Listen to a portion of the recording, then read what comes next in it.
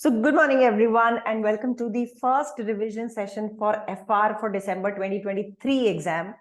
Revision कैसे होगा सबसे पहले वो बताती हूँ। आप सब एक रैपिड फायर की तरह एक गेम खेलेंगे। मैं आपसे क्वेश्चंस पूछूंगी, आप लोग फटाफट उनका जवाब देंगे। सो आज का बेसिक एम्फोसिस रहेगा कि आपको सारे स्टैंडर्ड्स आते हैं क्या, और कुछ रैंडमली 3-4 क्वेश्चंस मैं आपको करने के लिए दूंगी अभी, जो आप विद इन टाइम फ्रेम फटाफट सॉल्व करेंगे। ठीक है। सो सबसे पहली चीज, सबको अपने आप को अनम्यूट रख के तैयार रखना है, because I do not want to give you all time कि तुम पहले नोट्स खोलो और फिर रेफर करके उसका जवाब दो।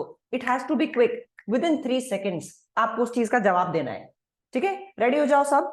और उससे पहले पेन, पेपर, नोटबुक, कैलकुलेटर, ये तीनों चारों चीजें अपने पास रखो, so that wherever you are missing on something, मैं बोलूंगी आपको वो चीज रिवाइज करनी होगी। नहीं पक्षिका, ओफो, अच्छा चलो गला ही खराब है तो क्या ही बोलोगी। ठीक है, टाइप कर देना। ओके, तो पेन पेपर आप लोगों को इसलिए रखने हैं ताकि अगर आप किसी पर्टिकुलर क्वेश्चन का आंसर नहीं जानते हैं तो you can just write down that you have to revisit this, आपको रिवाइज करना है उसको। ठीक है, दूसरों के क्वेश्चंस पे भी खुद मन में जवाब देते रहना। जब कोई और जवाब दे रहा है तब भी आपके पास उसका आंसर होना चाहिए। अगर आपके पास आंसर नहीं है, that means you need to revise that particular part. Okay, ready everyone? Yes, ready ma'am. Everyone? Yes, ma'am. Yes, ma'am. चलिए लेट्स बिगिन। मैं नाम लेके पूछूंगी, ठीक है?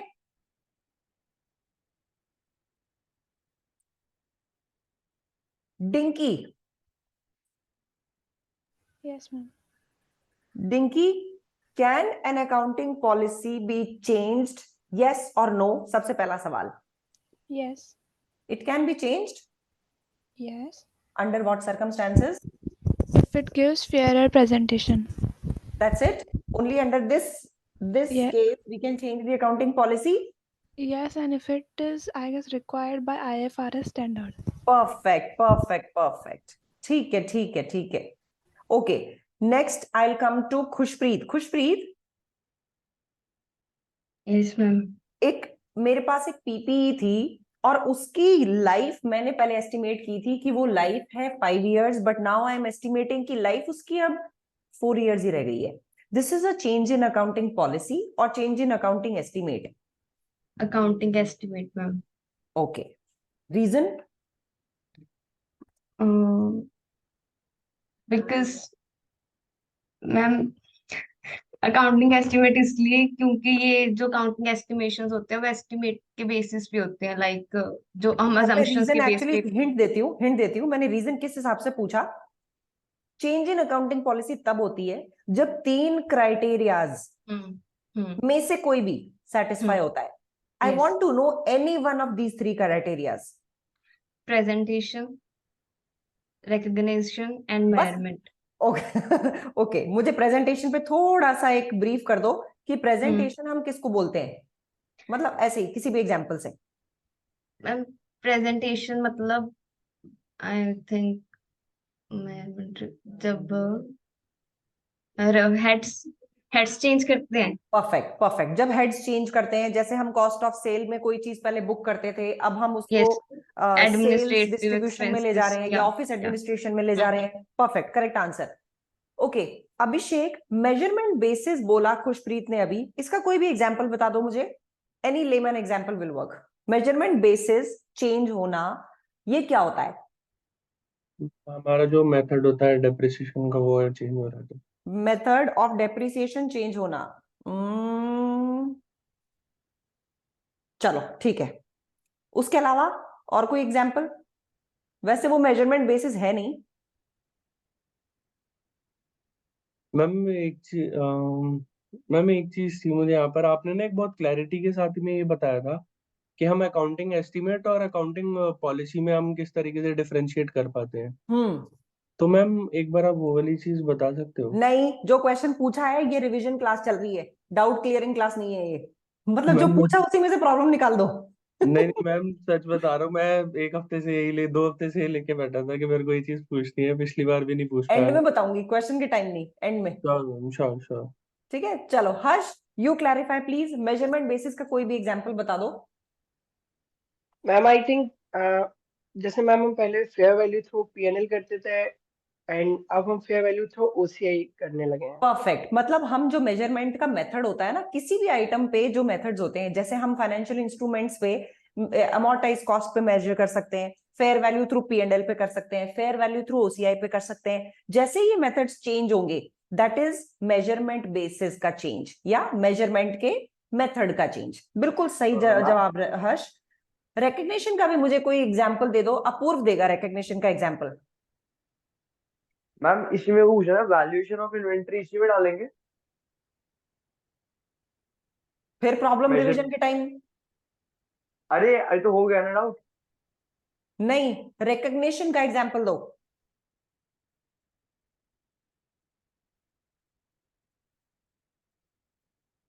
रिकग्निशन का एग्जाम्पल, इसमें जो बेसिस है ना रिकग्निशन का, उसका एग्जाम्पल क्या होगा? अपूर्व लिखो, तुम्हें ये रिवाइज करना है। स्नेहा, स्नेहा रिकग्निशन का कोई भी एग्जाम्पल दे दो। Earlier it was recognized as an asset, now it is being expensed in P&L or बस vice versa. सिंपल, एक P&L का आइटम था, उसको अब हम असेट की तरह रिकॉर्ड कर रहे हैं, या पहले कोई असेट की तरह रिकॉर्ड करते थे, अब P&L में रिकॉर्ड कर रहे हैं। दैट इज रिकग्निशन बेसिस का change. Perfect answer Sneha. Apoorv इसको मार्क करो, तुम्हें ये रिविजिट करना पड़ेगा। ठीक है, नेक्स्ट पे आती हूँ। Sukant. Yes ma'am. Sukant, prior period item है, उसका मैं करेक्शन कैसे करूं? मुझे ऐसे ही थोड़ा सा अंदाजे से बता दो। How is a prior period item corrected? Ma'am अगर हमें रिपोर्टिंग कुछ नॉलेज होती है कि रिपोर्टिंग डेट से पहले कि उसका कुछ चेंज आ सकता है, तो हम उसको करेंगे।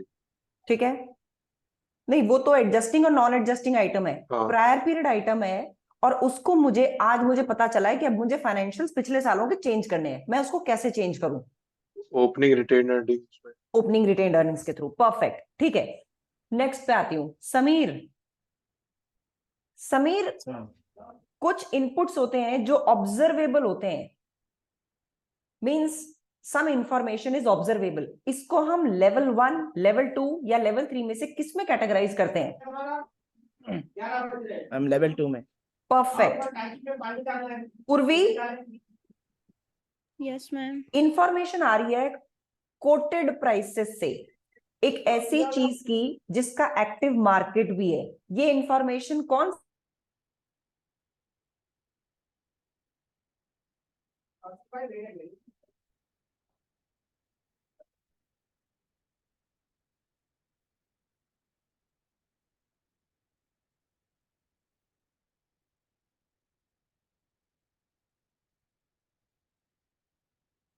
और उसकी प्राइस कोट होती है।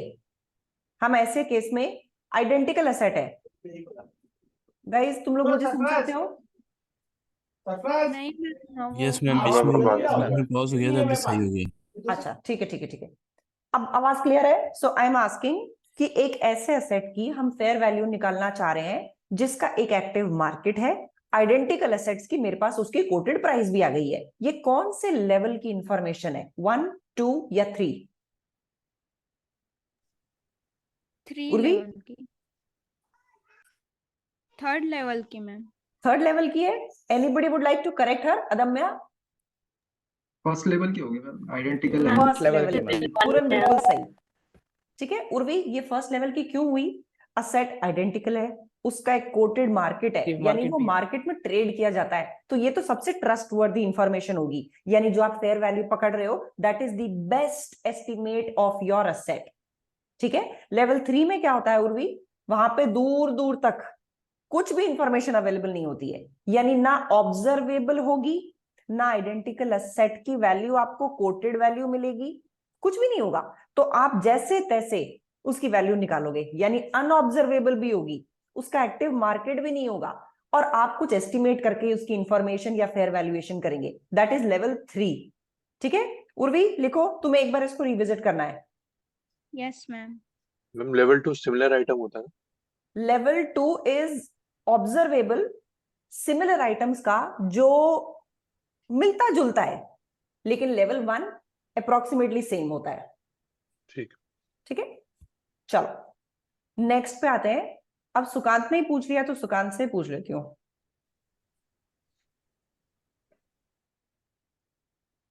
सुकांत, एक किसान ने फसल काटी, इसको हम क्या बोलते हैं? जब वो काट लेगा मैम उसको फिर इन्वेंट्री की तरह काउंट करेंगे। काटने के बाद नहीं, उसने अब काटी है, काटने के लिए रेडी है, चलो इसको ऐसे लेते हैं। तो ये क्या तब है? वो एक बायोलॉजिकल एसेट है। ओके, बायोलॉजिकल एसेट है जो अभी भी ग्रो हो रहा है। इसको हम कैसे हाँ, मेजर करते हैं?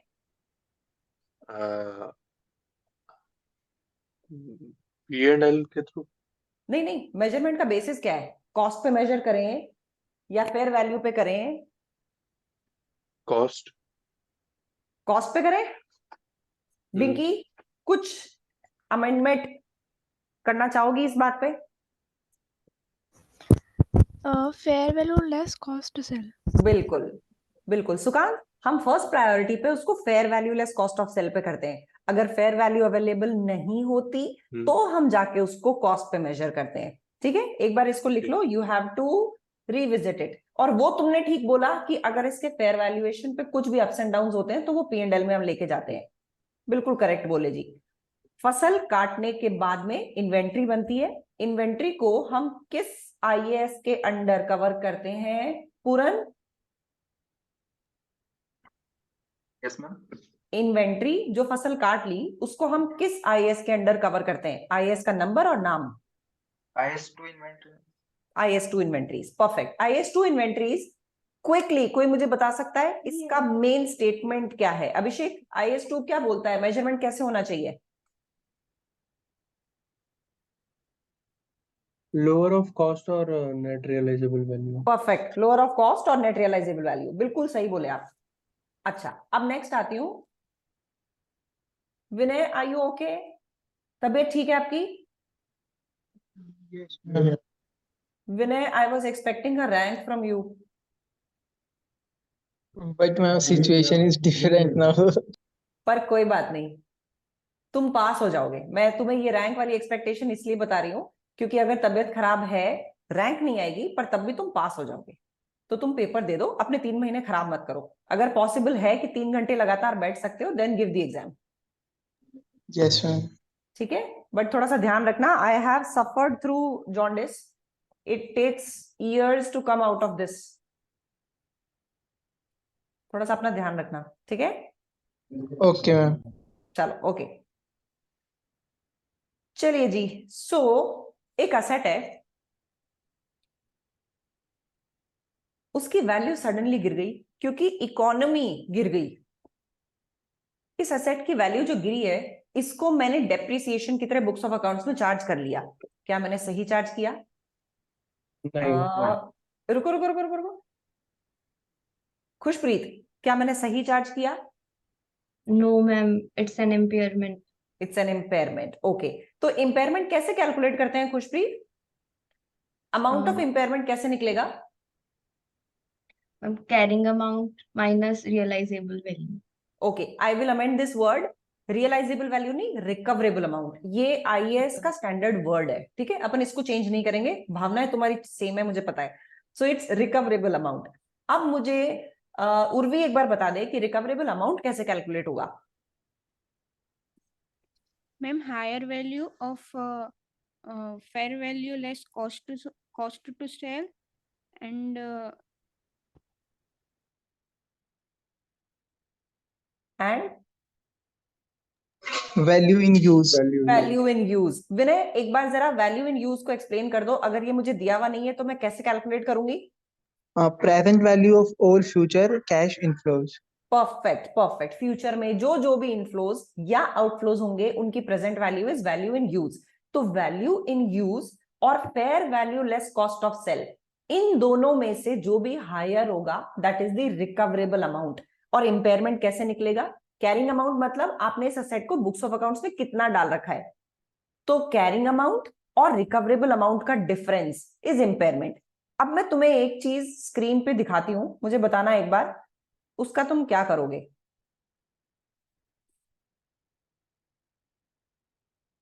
कंफर्म करना कि तुम्हें स्क्रीन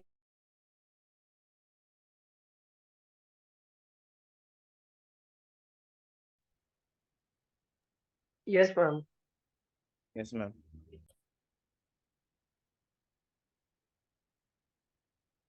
एक्सेल दिख रही है ना? प्लीज कंफर्म करो। Yes ma'am. Yes, ma'am. ठीक है, तुम्हारे पास एक असेट का कैरिंग अमाउंट है $5,000 का, और इसका रिकवरेबल अमाउंट आता है $7,500। मुझे फटाफट से इसका इम्पेयरमेंट कैलकुलेट करके बता दो, कितना इम्पेयरमेंट आ रहा है? 0। मैम असेट इम्पेयरमेंट ही नहीं इम्पेयरमेंट अरे 2500 का इम्पेयरमेंट है। नहीं है। क्यों नहीं है नहीं मैम। है? हम Recoverable है amount is higher. Recoverable amount 70 Higher है। है ना ma'am?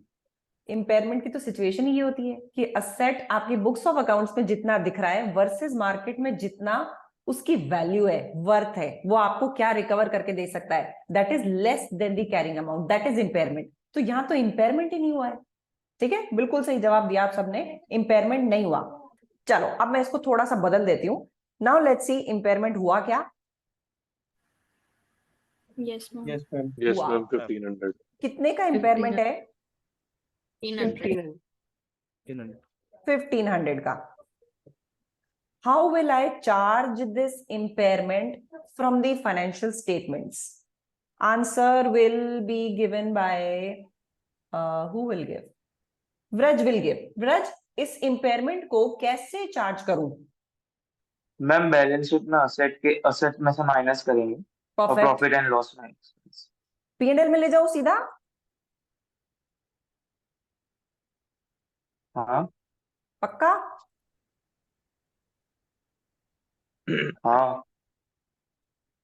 Anybody who would like to correct this? हालांकि इसने अगर पार्शियल करेक्ट बोला है। अगर रिवैल्यूएशन सरप्लस है तो उसमें है सबट्रैक्ट करें। तो पहले वो सेटल ब्रज, करेंगे। सुनो, अगर इस असेट के ऊपर कोई भी रिवैल्यूएशन सरप्लस बना हुआ है, यानी पास्ट में कभी भी इस असेट के ऊपर कोई रिवैल्यूएशन गेन हुआ था, तो हम इस इंपेयरमेंट को सबसे पहले उस रिवैल्यूएशन सरप्लस से सेट ऑफ करते हैं। अगर वो रिवैल्यूएशन सरप्लस कम पड़ जाता है तो हम P&L पे रूट करते हैं। अगर कोई रिवैल्यूएशन सरप्लस है ही नहीं तो हम डायरेक्टली P&L पे ले जाते हैं। मेरी सारी बातें क्लियर हुई? इसको नंबर्स के साथ भी तुम्हें बताती हूं। Now let's suppose इसी असेट के ऊपर there is a revaluation surplus already created. ये revaluation surplus है 2200 का। पास्ट में कभी इस असेट के ऊपर कोई गेन हुआ था तो रिवैल्यूएशन सरप्लस हमने क्रिएट कर दिया। अब इस पे इंपेयरमेंट लॉस हुआ है 1500 का, ये हम कहां से निकालेंगे? इस रिवैल्यूएशन सरप्लस से। तो बैलेंस शीट में अब आपका असेट कितने का दिखेगा? 3500 का। अब आपका रिवैल्यूएशन सरप्लस कितने का दिखेगा?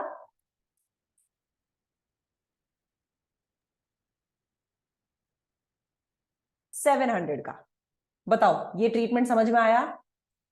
आपने जो नुकसान हुआ वो कहां से चार्ज कर लिया? रिवैल्यूएशन सरप्लस से।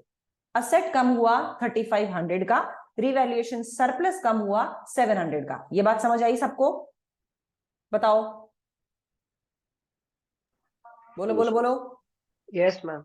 ठीक है, अब अगर रिवैल्यूएशन सरप्लस 1000 का ही होता तो आप क्या करते? P&L में 500 500 P&L से मैम P&L 500 P&L से करते। तो हमारा ये जो 1500 का लॉस है ना, इसमें से 1000 तो हम निकालते रिवैल्यूएशन सरप्लस से, यानी रिवैल्यूएशन सरप्लस हो जाता हमारा 0। 1000 का रिवैल्यूएशन सरप्लस था, 1500 के लॉस में से 1000 मैंने रिवैल्यूएशन सरप्लस से निकाल लिया। बाकी बचा हुआ लॉस कहां से जाएगा? Charge from statement of P&L। SPL लिख सकते हो आप P&L को। कितना चार्ज करेंगे? 1500 में से 1000 का तो हिसाब किताब डन हो गया, बचता है सिर्फ 500 का नुकसान, वो चार्ज कर लेंगे हम P&L से। बात समझ आई? बताओ, is it clear to everyone? Yes ma'am. ठीक है, चलिए जी, ये होता है। अब आते हैं अपन कैश जनरेटिंग यूनिट की तरफ। CGU एक असेट है या एक कैश जनरेटिंग यूनिट है, इसके पास बहुत सारे एसेट्स हैं और उन बहुत सारे एसेट्स को हम अलग अलग वैल्यू नहीं कर सकते। इन सब की total value, total carrying value 15,000 है। लेकिन जब हमने इन सब की as a lump sum market में रेट पूछी तो रिकवरेबल अमाउंट इनका निकल के आता है 11,000 का. Is there an impairment on the CGU? Yes or no? Yes. Yes. Yes, ma'am. Yes. How much is the value of the impairment? 4,000. 4,000. 4,000 का impairment है. Now इस impairment को अब क्योंकि मैंने अलग अलग assets तो अलग अलग वैल्यू किए नहीं, इस impairment को मैं कैसे चार्ज करूं? मैम सबसे पहले अगर कोई असेट जो पहले उन्होंने बोला हो जो इतने से कम हुआ तो पहले उस पे लेंगे फिर गुडविल पे. गुडविल. Perfect Vraj, perfect. सबसे पहले तो क्वेश्चन ने जो भी एसेट बोला है कि इस एसेट की वैल्यू निल हो गई है, यानी एसेट बेकार हो गया है, यानी सबसे पहले आप उस एसेट को रिड्यूस करने के लिए इस इंपेयरमेंट के 4,000 के अमाउंट को यूज करेंगे. फिर भी अगर इंपेयरमेंट लॉस बच गया तो कहां से लेके जाएंगे? गुडविल से. फिर भी बच गया तो कहां से लेके जाएंगे? Proportionate के carrying carrying amount amount transfer. से. Proportionate carrying amount. प्रोपोर्शनेट बांट देंगे हर असेट में in the ratio of their carrying amount. इसके ऊपर मैं चाह रही हूं तुम लोग एक छोटा सा क्वेश्चन फटाफट मुझे करके दो इंपेयरमेंट के ऊपर. ठीक है, पेन पेपर कॉपी ये निकाल के रख लो.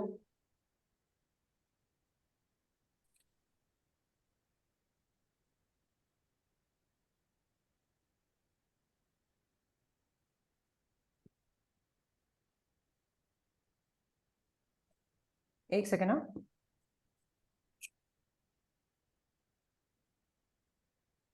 मेरा एक डाउट था हम्म. कि पेपर में ऐसा क्वेश्चन तो नहीं आ सकता ना कि ये आईएएस किससे रिलेटेड है ऐसा करके नहीं नहीं नहीं नंबर नहीं, पूछे. Not at all, not at all, not at all. ऐसा कुछ नहीं आएगा, घबराओ मत.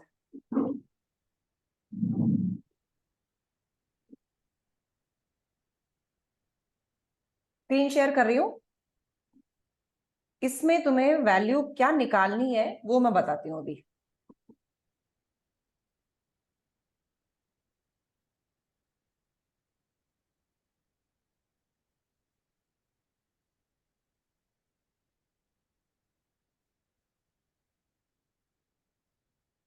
आप इसमें पूरी कैलकुलेशन करके रखो. ठीक है, मैं इसमें से कुछ भी पूछूंगी. पूरी कैलकुलेशन मतलब तुम्हें ऊपर से नीचे तक सारे एसेट्स के ऊपर कितना इंपेयरमेंट डल जाएगा वो डालना है इसमें जल्दी से. And you have to do this in next 3 minutes.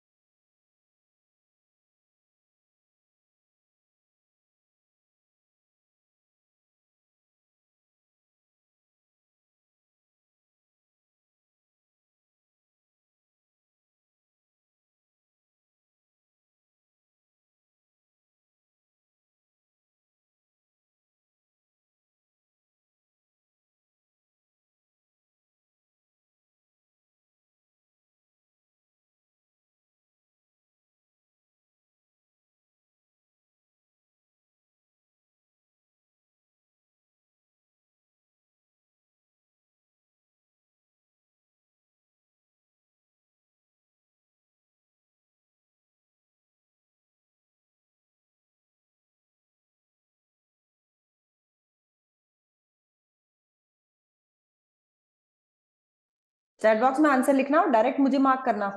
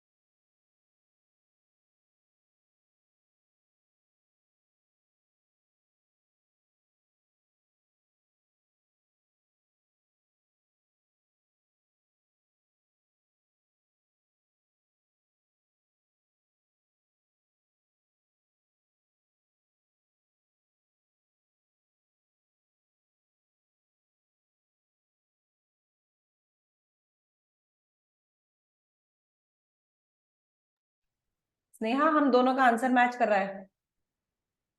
Sameer, हम दोनों का भी आंसर मैच कर रहा है।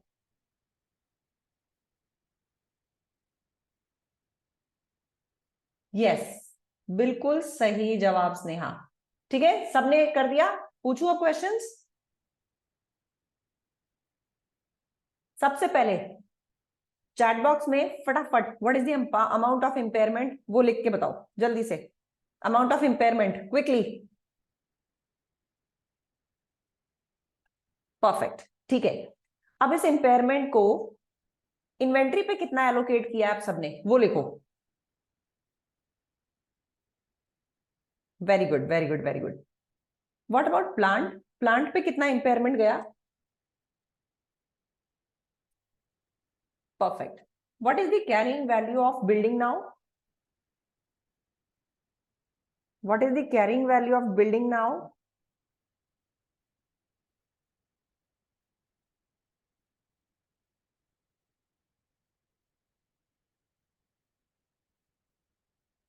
परफेक्ट, ठीक है। जिन लोगों ने नहीं किया सुनो आंसर्स। सबसे पहली चीज, मैं इसकी फोटो खींच के शेयर करूं क्या? रुको, कैमरे पे आगे दिखाती हूं एक बार। दिख रहा है कुछ calculation? Wait, I stop sharing. देखो जरा, दिख रही है? कुछ समझ आ रही है? थोड़ी ब्लर है। ब्लर है, एक मिनट रुको, फोकस ले नहीं रहा।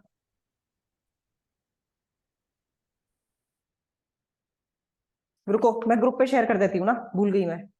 मुझे कैमरे पे क्यों करना है?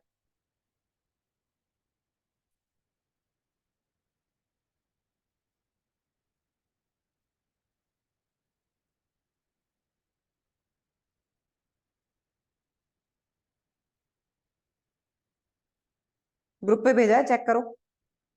और देखो मिस्टेक, जिस जिसकी भी मिस्टेक हुई है वो क्या गड़बड़ हुई है, चेक दैट।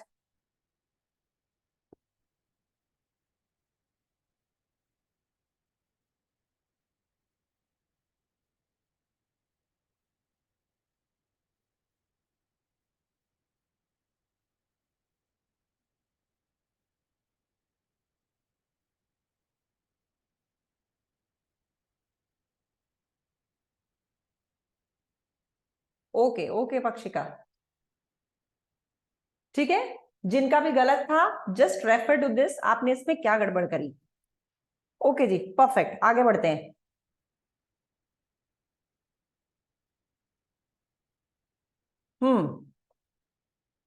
नेक्स्ट टर्न लेती हूं सुकांत की। Sukant, yes ma'am. Sukant, intangible asset अगर मुझे वैल्यू करना है तो मैं कैसे वैल्यूएशन करूं उसका? मतलब मैं कैसे बुक्स ऑफ अकाउंट्स में रिकॉर्ड करूं? मतलब नॉन करंट एसेट्स में दिखाएंगे उसको। ठीक है, उसकी किस लाइफ वैल्यू के पे? ऊपर। जब सबसे पहले बुक्स ऑफ अकाउंट्स में ले जाना है तो किस वैल्यू पे ले जाऊं?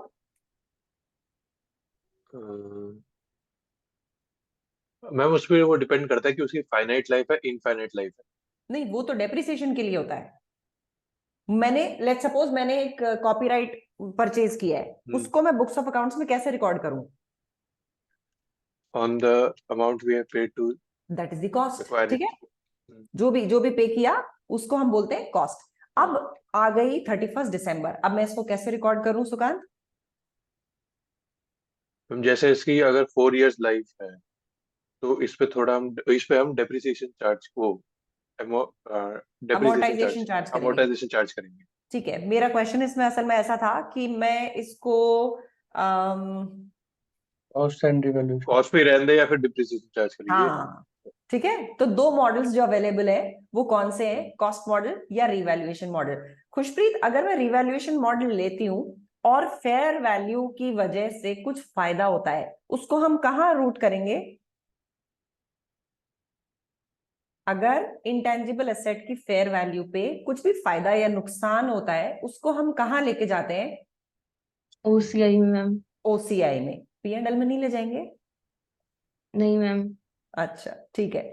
अगर इनफाइनाइट लाइफ होती है किसी भी नॉन इसकी इंटेंजिबल एसेट की, non current asset intangible asset की, इनफाइनाइट वाले को मैं अमोर्टाइज कैसे करूं? मेरे पास तो साल ही नहीं है।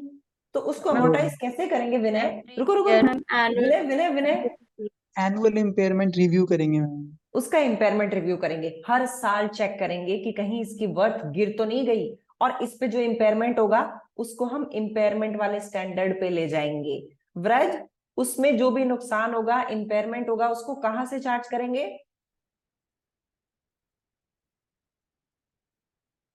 व्रज, कहां से चार्ज करेंगे इम्पेयरमेंट अगर हुआ तो?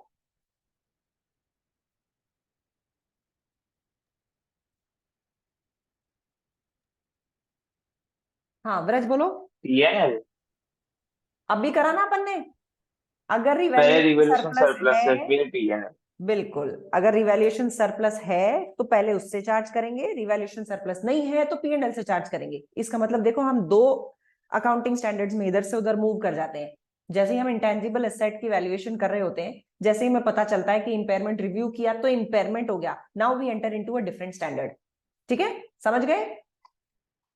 चलो, ये डन होता है। अब उसके बाद में आती हूं नेक्स्ट इंपॉर्टेंट चीज के ऊपर, R&D के ऊपर।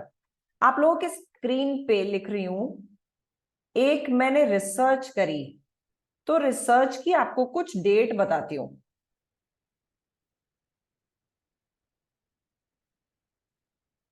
एक कंपनी कुछ महीने एक प्रोडक्ट के लिए रिसर्च करती है,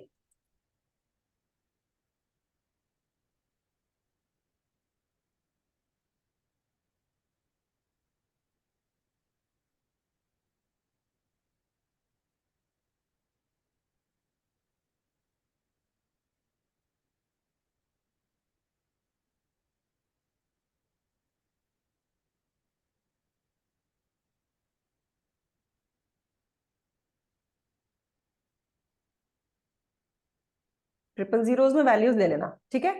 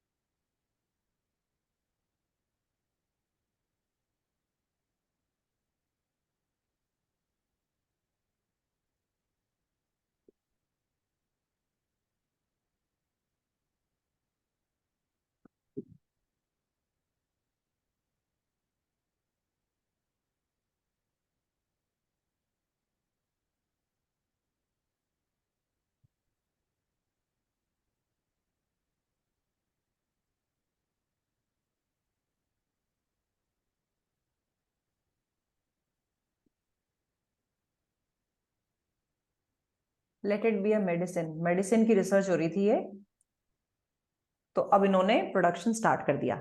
ठीक है, इस इंफॉर्मेशन को एब्जॉर्ब कर लो, अपनी कैलकुलेशन अपने पास रखो, अभी एक एक करके मैं क्वेश्चंस पूछूंगी इसके बेसिस पे। जब तक इंफॉर्मेशन एब्जॉर्ब करके, इंफॉर्मेशन नोट डाउन करके रखो।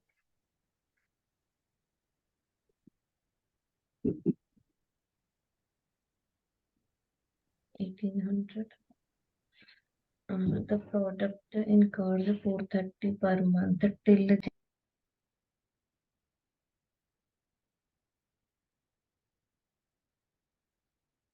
रेडी? पूछूं? स्टार्ट करूं?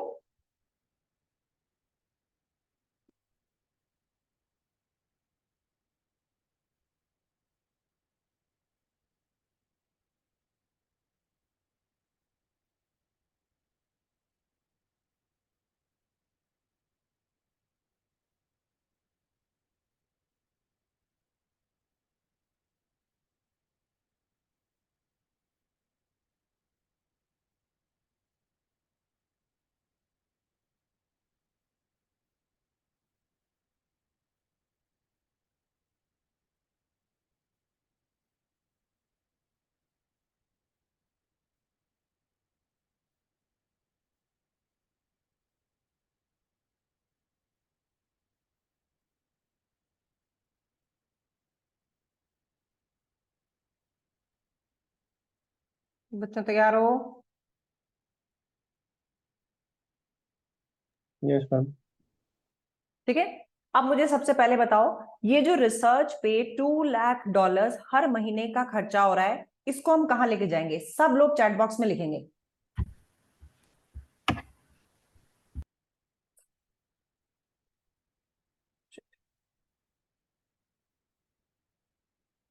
Okay, perfect perfect perfect. Research के नाम पे सबने आंसर ये लिखा कि इसको P&L में लेके जाएंगे। जरा मुझे एग्जैक्ट अमाउंट बता दो, P&L में कितना अमाउंट लेके जाओगे रिसर्च के अंडर?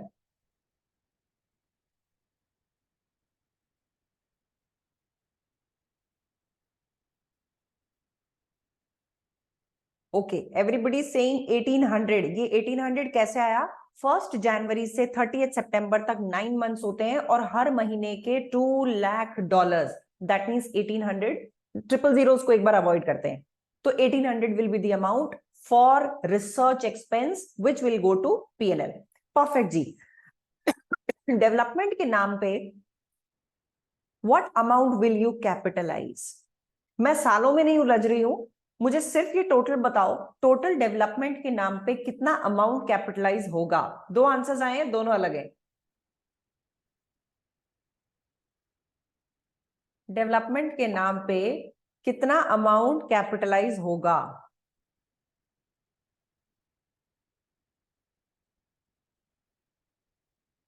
बहुत ध्यान से देखना इसको।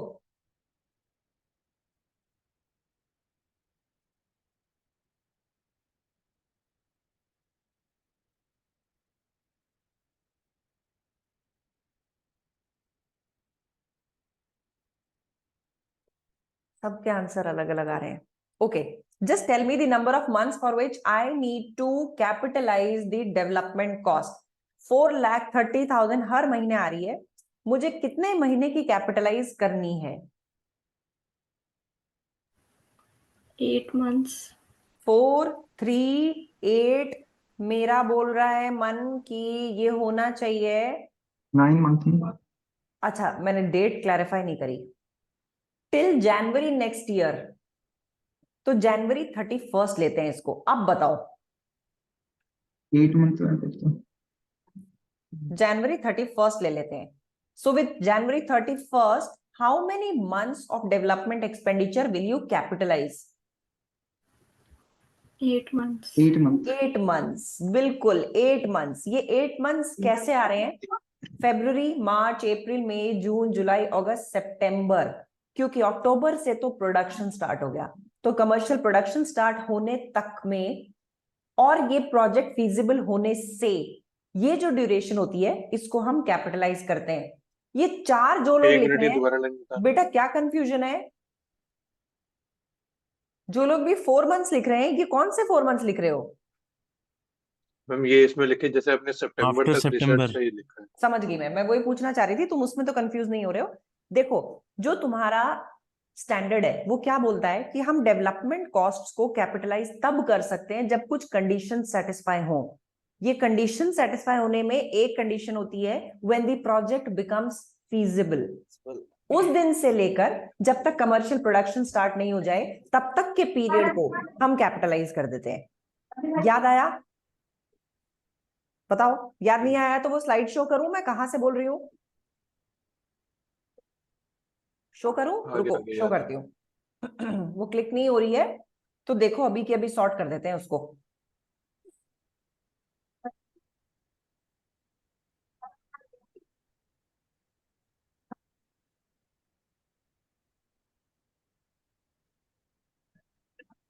मैम याद तो आ गया, लेकिन आपने एक्चुअली डेट की क्लैरिटी नहीं दी थी ना, इसकी वजह से। नहीं नहीं, मैं दिखाती हूँ क्लैरिटी कहां पे थी। बताती हूँ क्लैरिटी कैसे थी। हाँ, 31 जनवरी नहीं थी, वो तुम बात ठीक कह रहे हो। ये देखो, when the project is technically feasible, यानी हम इंटेंजिबल असेट की तरह डेवलपमेंट एक्सपेंडिचर को तभी रिकॉग्नाइज कर सकते हैं जब हम कंफर्म हो जाएं कि ये हमारा प्रोजेक्ट फीजिबल होगा, हम इसको कैरी ऑन करेंगे, we are committed to complete this. अब इसमें क्वेश्चन की तरफ आ जाओ, क्लैरिटी कैसे मिल रही थी? After September the company starts developing the product and incurs 430 per month till January 31st next year when the project seems feasible to the board of directors, यानी 31 जनवरी को पता चला है बोर्ड ऑफ डायरेक्टर्स को कि ये प्रोजेक्ट फीजिबल है, हम इसको पूरा का पूरा करेंगे। और तब उसके बाद में कंपनी ने हर महीने जो जो भी ये 430 का खर्चा किया वो कब तक किया, अक्टूबर 1 तक, यानी कि सितंबर 30 तक बंद हो गया सारा का सारा ये डेवलपमेंट का फेज। ठीक है, क्लियर है, बात समझ आई? मैम बोलो। मैम फिर जो ये 430 इंटू 4 करके ये P&L में जाएगा? नेक्स्ट क्वेश्चन मेरा वही आ रहा था कि अब जो तुम्हारा पीरियड आता है, कौन सा वाला पीरियड आता है, व्हाट अबाउट अक्टूबर 1 टिल जनवरी 31, इसका क्या करें? अभी अक्टूबर 1 जो आपने लिखा है ये नेक्स्ट ईयर का अक्टूबर 1 है ना? पिछले साल वाला ये जो 30 सितंबर तक रिसर्च खत्म हो गई थी, उसके अगले दिन से जब आपका प्रोडक्ट का डेवलपमेंट चालू हो गया, दैट इज 1 अक्टूबर, 31 जनवरी आ गई अगले साल। तो ये हाँ, तो कितने उसके महीने बाद होते जो हैं? लास्ट लाइन है, लास्ट लाइन जो है वो नेक्स्ट ईयर वाली है ना? ये नेक्स्ट ईयर वाली है। हाँ, तो वो उसमें कंफ्यूजन। ये 4 महीने कहाँ जाएंगे अब ये बताओ? ये P&L। अगर कैपिटलाइज नहीं होंगे तो P&L में जाएंगे, सिंपल। ठीक है, गॉट इट, क्लियर बच्चे? ठीक है, किसका क्वेश्चन था ये? उर्वी का था, किसका था? ओके, चलो नेक्स्ट पे बढ़ते हैं आगे। अब मैं तुम लोगों को मोस्ट इंपॉर्टेंट स्टैंडर्ड से क्वेश्चंस देती हूं। ठीक है, फटाफट के लिए रेडी हो जाओ अब।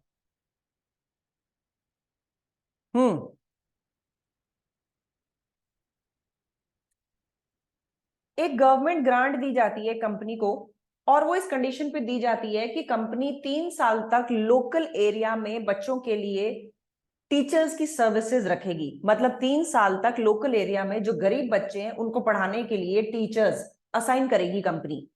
इसके लिए गवर्नमेंट ने ग्रांट दी है $9 लाख की। $9 लाख की गवर्नमेंट ने ग्रांट दी है कि आने वाले 3 साल आपको लोकल कम्युनिटी के बच्चों को पढ़ाने के लिए टीचर्स असाइन करने हैं।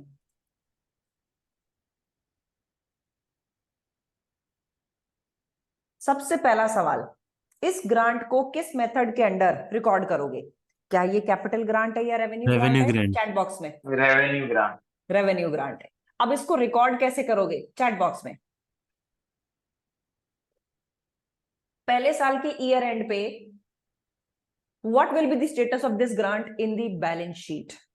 माय क्वेश्चन इज, पहले साल के एंड पे what will be the status of this grant in the balance sheet?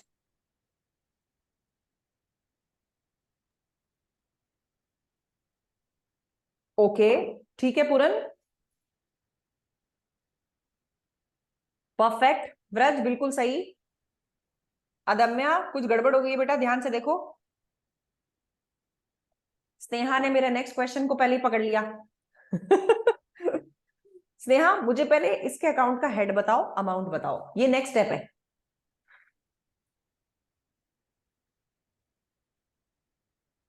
Okay, तो ये जिन भी बच्चों ने लिखा, ये बच्चों ने लिखा कि बैलेंस शीट में ये लाइबिलिटी बन के आएगी कितने की? डेफर्ड इनकम के नाम की 6 लाख की। क्या इस बात से सब बच्चे सहमत हैं? इसके टुकड़े करेंगे वो बाद की बात है। क्या आउटर कॉलम का अमाउंट सही है और नाम डेफर्ड इनकम आएगी या डेफर्ड ग्रांट आएगी, ये सही है? Yes. ठीक है, मैं कभी कभी सीधा भी बोलती हूँ, हर बार सरकास्टिकली नहीं बोलती हूँ। So this will be there under deferred grant, ये टोटल कॉलम आएगा। अब इसका नेक्स्ट स्टेप आता है, डेफर्ड ग्रांट के बाद में करंट लायबिलिटी में कितना रिकॉर्ड करूं और नॉन करंट में कितना रिकॉर्ड करूं? जल्दी जल्दी लिखना चैट बॉक्स में। करंट लायबिलिटी में कितना और नॉन करंट में कितना? नेक्स्ट 1 साल में जो आप अपने इनकम में कन्वर्ट कर दोगे, that is your current liability, and non current liability will be जो 12 महीने में भी रिकॉर्ड नहीं होगी। बिल्कुल परफेक्ट जवाब सबने दिया। ठीक है, फर्स्ट ईयर के एंड पे statement of P and L में इस ग्रांट का क्या ट्रीटमेंट होगा, चैट बॉक्स में। फर्स्ट ईयर के एंड पे statement of P and L में इस ग्रांट का क्या ट्रीटमेंट होगा। परफेक्ट व्रज। हर्ष थोड़ी सी गड़बड़ हुई। पीएनएल में आप इसकी इनकम बनाएंगे, यानी कि स्टेटमेंट ऑफ पीएनएल में it will be credited as income. Amount कितना आएगा, 9 लाख डिवाइड बाय 3। ठीक है, हाँ नहीं वो हर्ष में समझ गई थी कि वो आपने कुछ जल्दबाजी में सोच के ही किया है। ठीक है, डन, ये तुम सबको क्लियर था। Now I will change the question. अब सरकार ने ये जो आपको 9 लाख डॉलर्स की ग्रांट दी है ना, ये गरीब बच्चों को पढ़ाने के लिए नहीं दिए, एक असेट को खरीदने के लिए दिए। There are 2 methods to deal with this. इसमें से मैं वो वाला मेथड पूछ रही हूं जिसमें असेट की वैल्यू से इस ग्रांट को सेट ऑफ किया जाता है, यानी कि जो ग्रांट 9 लाख की है इसको मैं नए वाले एसेट की वैल्यू में से सेट ऑफ करूंगी, नेटिंग ऑफ मेथड जिसको बोलते हैं। अब इसका ट्रीटमेंट कैसे करेंगे, मैंने असेट खरीद लिया इस ग्रांट के बाद में, जो असेट परचेज किया है वो किया है 12 लाख डॉलर्स का। मेरा पहला सवाल यह है, आपकी बैलेंस शीट में अब असेट कितनी वैल्यू का दिखेगा।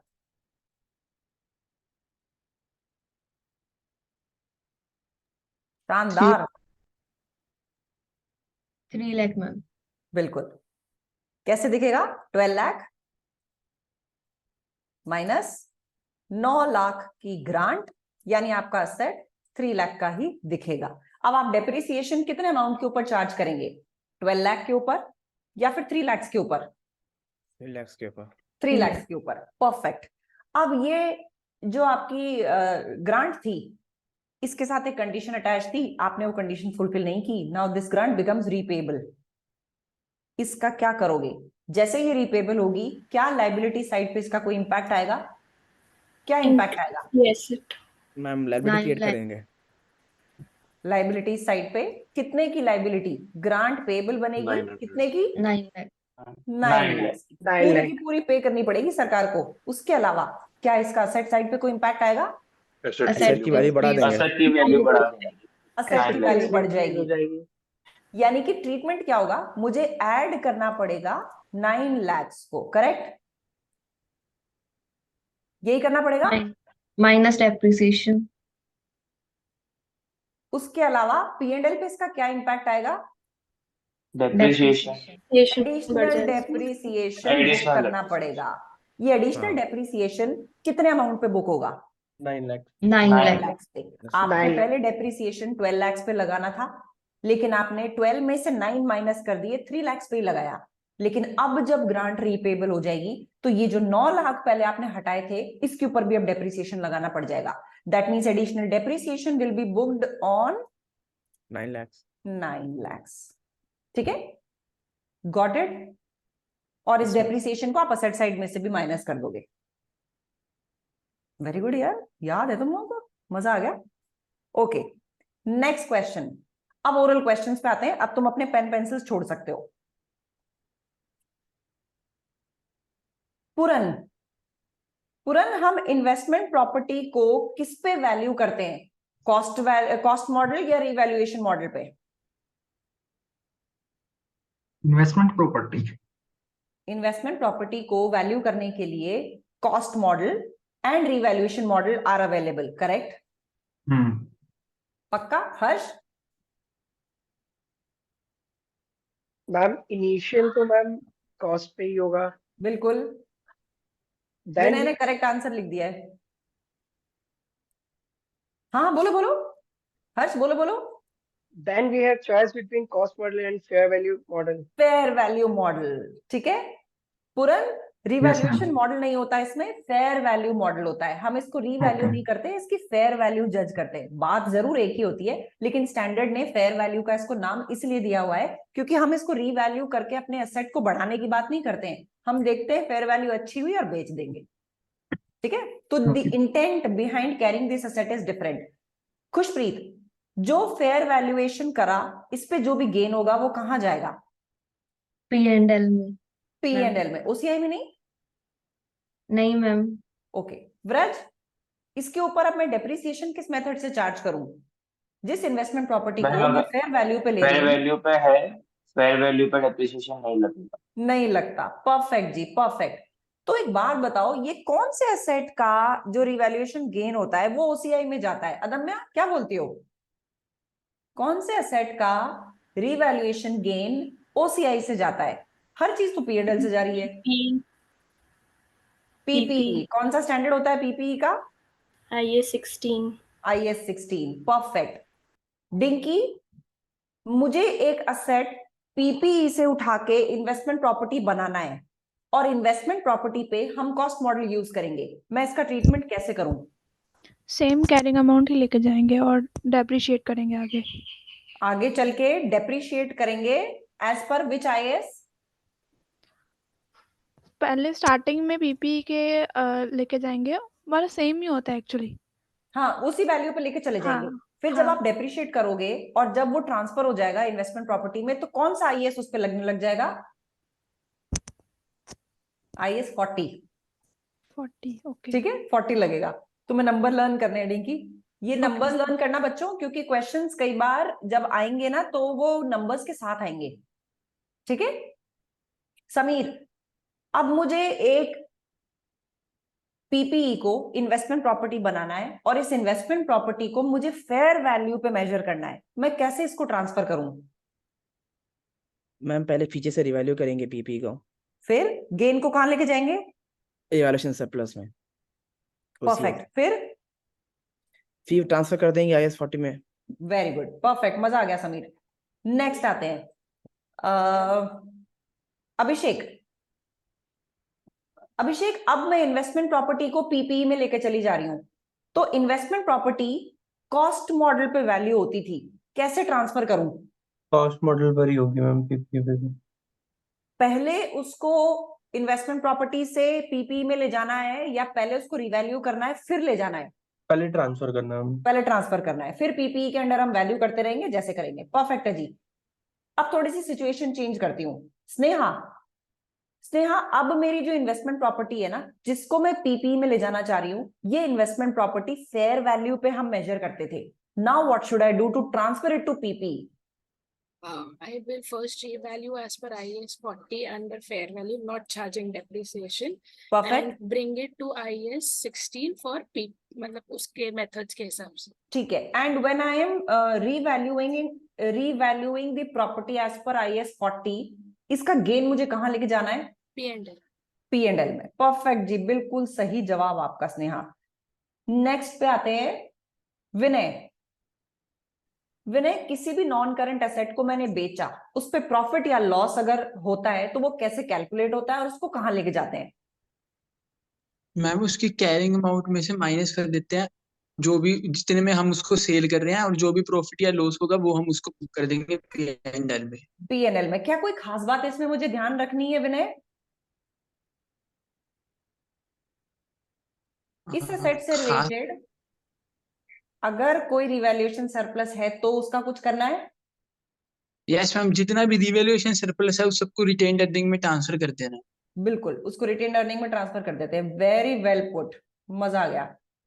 ठीक है, नेक्स्ट पे आती हूँ सलमान। सलमान, मुझे सुन सकते हो? Yes ma'am. सलमान, मैंने एक एसेट की यूजफुल लाइफ रिवाइज करी है। पहले ये एसेट मुझे लगता था कि 10 साल का है, लेकिन अब पता चल रहा है कि 7 इयर्स का ही है। And I am today at year 5। मैं ईयर 5 पे हूं। यहां पे मुझे पता चलता है that the life of the asset is not 10 years, rather it is 7 years. मुझे क्या करना चाहिए इस सिचुएशन में? मैम रिवाइज लाइफ पे डेप्रिसिएशन कैलकुलेट करेंगे।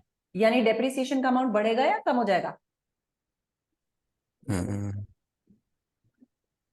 इंक्रीज हो जाएगा। जहां मैं डेप्रिशिएट करती आने वाले और 5 सालों में, अब मुझे कितने सालों में डेप्रिशिएट करना होगा? बचे हुए 2 सालों में। मैं ईयर 5 पे हूं, ईयर 5 पे अगर मैं ओरिजिनल वैल्यू के हिसाब से चलूं तो 10 साल की लाइफ के हिसाब से अभी 5 साल और बचे हैं, करेक्ट? लेकिन अब तो लाइफ रिवाइज हो गई, अब तो 7 साल की लाइफ है और मैं ईयर 5 पे हूं, यानी अब लाइफ कितनी बची? अब 2 साल की और बची है। तो जहां डेप्रिसिएशन 5 साल में लगता, अब वो 2 साल के लिए लगेगा, यानी कि value of depreciation will increase. ठीक है, अब तुम लोगों को देती हूं एक लास्ट क्वेश्चन, तुम्हारे स्क्रीन पे आएगा, उसको विद इन टाइम बाउंड करना, ठीक है?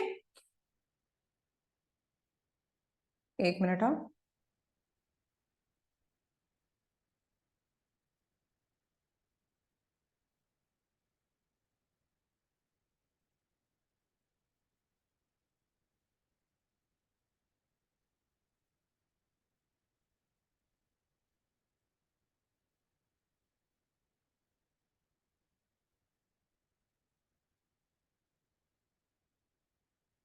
ये क्वेश्चन ना 2 पेजेस पे जा रहा है, मुझे एक बार बता देना कि तुम लोगों ने जब फर्स्ट पेज पढ़ लिया है, उसकी इंफॉर्मेशन लिख ली है, तो दूसरा पेज फिर स्क्रॉल डाउन कर दूंगी।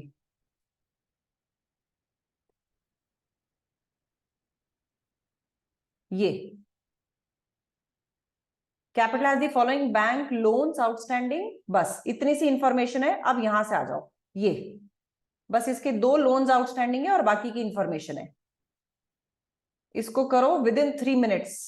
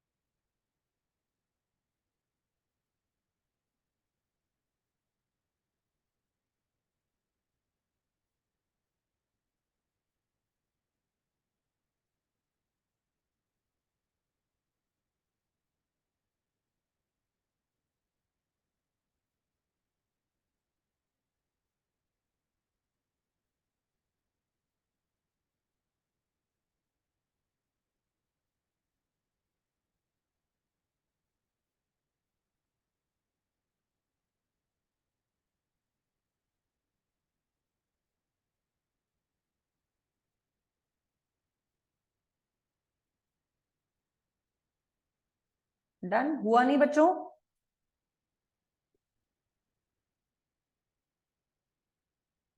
ये बहुत अच्छा टफ क्वेश्चन है, बहुत सारों से तुमसे हो सकता है ना हो।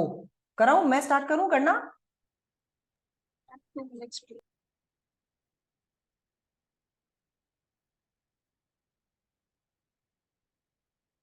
करो फटाफट, 2 मिनट ट्राई कर लो, देन वी गो अहेड।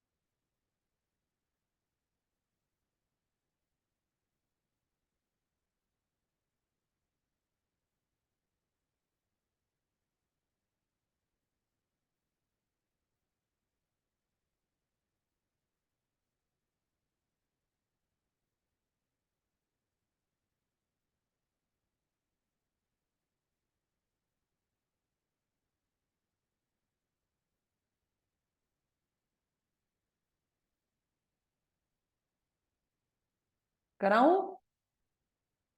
देखो, लेट्स डू इट, मेरी नेक्स्ट फिर एफएम चालू हो जाएगी।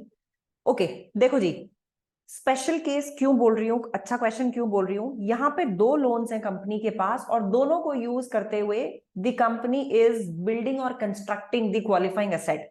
यानी कि मेरे पास बोरोइंग कॉस्ट को कैपिटलाइज करने के लिए एक रेट नहीं है, आई हैव 2 रेट्स। तो ऐसे केस में जब एक क्वालिफाइंग एसेट के ऊपर 2 लोन यूज हो रहे होते हैं, हम उस पर weighted average cost of borrowing निकालते हैं। ये वेटेड एवरेज कैसे निकलेगी? 15 पे 9% का इंटरेस्ट है प्लस 24 पे कितना है? 11% का इंटरेस्ट है। ये कितना इंटरेस्ट है जरा निकालो। 1.35 प्लस 2.64, टोटल कितना इंटरेस्ट आप पे कर रहे हैं? 3.99 3.99 on how much loan?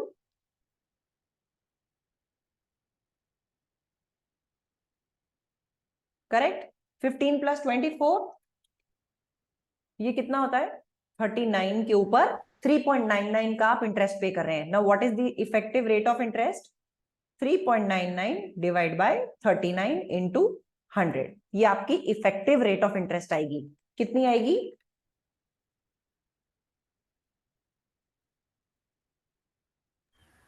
10.23%। Correct. क्या सब 10.2 पे पहुंचे? ठीक है। ये हमने ऐसा क्यों किया? क्योंकि दोनों लोन्स यूज किए जा रहे हैं क्वालिफाइंग एसेट में। मुझे अगर बोरिंग कॉस्ट निकालनी है तो मुझे एक ही रेट चाहिए ना। 2 रेट से कैसे निकालूं? 9% वाला यूज करूं या 11% वाला यूज करूं? ये कंफ्यूजन रहेगा। इसलिए मैं इनकी दोनों की रिप्रेजेंटेटिव वेटेड एवरेज कॉस्ट निकाल लूंगी। वो कॉस्ट निकलती है 10.2% की। अब आते हैं, कंपनी ने 1 अप्रैल को 6 मिलियन का अमाउंट विड्रॉ किया है। यानी कि 1 अप्रैल से 31 दिसंबर तक 9 महीने 6 मिलियन का अमाउंट यूज किया गया। 6 मिलियन को मैं 6000 लिख दूं या पूरा लिखूं? पूरा लिखना पड़ेगा, आंसर पूरे में है। 6 मिलियन पे 10.2% पूरे साल का इंटरेस्ट है। मुझे चाहिए 9 मंथ्स का। ये बात समझ आई? बताओ। ठीक है। उसके बाद में 1 अगस्त को एडिशनल 2 मिलियन लिया गया है। फिर से ये 2 मिलियन दोनों में से कौन से लोन में से है पता नहीं, तो हम इस पे जो रिप्रेजेंटेटिव वेटेड एवरेज कॉस्ट निकाली है ना, वही अप्लाई करेंगे। एक बोरिंग कॉस्ट ये, दूसरी 2 मिलियन पे 10.2% कितने महीने का? 1 अगस्त से 31 दिसंबर, कितने महीने? 5 मंथ्स। ये निकालो, ये आपकी बोरिंग कॉस्ट है। रीजन समझ में आया हमने क्या किया? बोरिंग कॉस्ट इज सिंपली, अगर आपका प्रोजेक्ट किसी भी लोन के ऊपर स्पॉन्सर किया गया है तो उस लोन पे पे होने वाला interest is your borrowing cost till the asset is ready to use. ठीक है। कितना आ रहा है ये?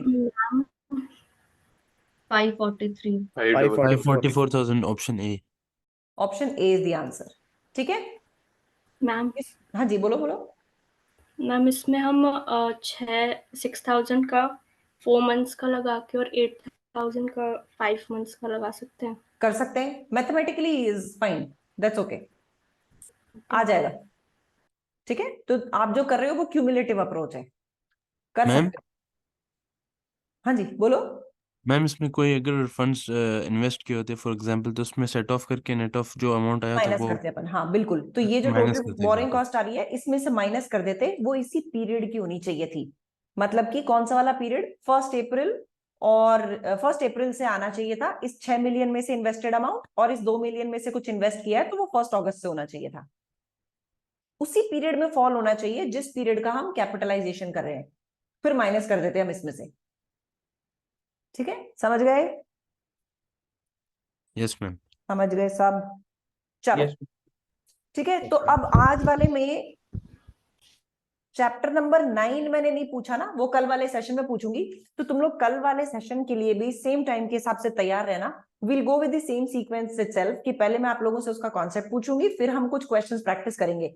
जिन लोगों का इस क्वेश्चन का आंसर नहीं आया, इसकी फोटो खींच लो और इसको ट्राई करना। ये अपने आप में बहुत अच्छा और रिप्रेजेंटेटिव क्वेश्चन है, ठीक है? इसको फोटो खींच लो, इसको यू हैव टू ट्राई। बोलो बोलो मैम, इन्वेस्टमेंट प्रॉपर्टी में ट्रांजैक्शन कॉस्ट ऐड होगा? Transaction cost is cost you are paying to purchase, correct? तो परचेज करते टाइम अगर ये कॉस्ट आ रही है तो ये तो डायरेक्ट कॉस्ट हुई, तो कॉस्ट पे आप बुक करोगे और उसमें ऐड भी करोगे।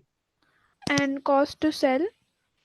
Cost to sell investment property में fair value less cost to sell में एडजस्ट करते हैं ना, वो तो डायरेक्ट है। Fair value less cost to sell करते हैं, वही मेरे को डाउट था एक्चुअली। स्टैंडर्ड खोलो, उसमें देखो it is cost to sell का कैसे एडजस्टमेंट करते हैं हम। Fair value less cost to sell. Ma'am ma'am मुझे डाउट है एक। बताओ बताओ बताओ जल्दी से। मैम जैसे गवर्नमेंट ग्रांट्स का हमने फर्स्ट ईयर में डाला 3000 P&L में, और सेकंड ईयर में भी 3000 डाल दिया, और सेकंड ईयर के एंड में पता लगा कि हमारी जो रिक्वायरमेंट है फुलफिल नहीं होगी, तो इस साल P&L में से 3000 माइनस करेंगे या फिर 6000 माइनस करेंगे? P&L में जो चार्ज किया है वही करोगे और उसका उल्टा करोगे। P&L में इस बार कितना ले गए थे? 3 लाख की इनकम बुक की थी, तो 3 लाख का ही आप वापस से उसका रिवर्सल करोगे इनकम का खर्चा बना के। ओके, और मैम जो बाकी बचा पिछले साल वाला वो रिटेन्ड अर्निंग में से माइनस करेंगे? नहीं तो पहला साल हुआ था ना जब कंडीशंस मीट नहीं हुई थी। एक साल हो गया। सेकेंड ईयर में कंडीशंस मीट नहीं हुई। हाँ, सेकेंड ईयर के एंड में तो रिटेन्ड अर्निंग से करोगे। 3 लाख रिटेन्ड अर्निंग में से और 3 लाख P&L में से। परफेक्ट, ओके ठीक है। तो बेसिकली आप जो ट्रीटमेंट कर रहे हो ना उसका रिवर्स करोगे। अगर इस साल के सेकेंड ईयर के एंड में आपको पता चला कि कंडीशंस फुलफिल नहीं हुई है, तो आप P&L में लेके नहीं जाओगे ना क्रेडिट करने, समझे? फिर आप लेके नहीं जाओगे, लेकिन लेके चले गए उसके बाद में पता चला है तो फिर P&L से रिवर्स करना पड़ेगा। अब P&L खुला है तो P&L अगर बंद हो चुका है तो रिटेन्ड अर्निंग्स। ओके ठीक है, चलो बच्चों, I need to rush for my FM revision. ये क्वेश्चंस आप अब ट्राई कर सकते हैं, ये 2023 वाली एग्जाम किट से लिंक्ड है। ये वाले क्वेश्चंस इस पूरे सेशन के बाद में कर लो। ध्यान ये रखना कि इस पूरे क्वेश्चंस में आपको 2 hours 30 मिनट से ज्यादा नहीं लगाने, 2.5 घंटे से ज्यादा टाइम नहीं लगाना। ये तुम्हारे एक पेपर को पूरे को कवर नहीं करता। एक पेपर 3 घंटे का होता है ना, जिसमें सेक्शन सी भी होता है, इसमें सेक्शन सी नहीं है, यानी 2 hours 30 मिनट से ज्यादा तुम्हें इसमें नहीं लगाने हैं। इनको फटाफट करना और आज के आज ही करना, और कल के रिवीजन के लिए प्रिपेयर होकर बैठना। सेम टाइम मिलेंगे हम इसी कल भी, ठीक है? 10:30। कौन सी ईयर की एग्जाम किट कर रहे हो? 23। ठीक है, चलिए जी, okay guys, catch you all tomorrow, bye bye. Ma'am हाँ बोलो बोलो। मैम आप वो अकाउंटिंग एस्टिमेट और वो वाला एक बार रिकॉर्ड करके भेज दो एक बार ग्रुप में, कि हम differentiation ma'am change in accounting estimate है या चेंज इन अकाउंटिंग पॉलिसी, इसका आपने बताया था इजी तरीके से हम अपने माइंड में रख के चल सकते हैं, बट मैम वो रिकॉर्डिंग ना अब ढूंढनी बड़ी मुश्किल हो रही है सारी। अच्छा ठीक है, मैं उसका वॉइस नोट बना के भेज दूंगी। श्योर मैम, ठीक है, ओके चलो। मैम वो रेट्रोस्पेक्टिव और प्रोस्पेक्टिव भी बता देना। एक बार ग्रुप पे लिखना क्या क्या है, ठीक है? ओके मैम, चलो, ओके बच्चों, bye bye. Ma'am, thank you. Bye.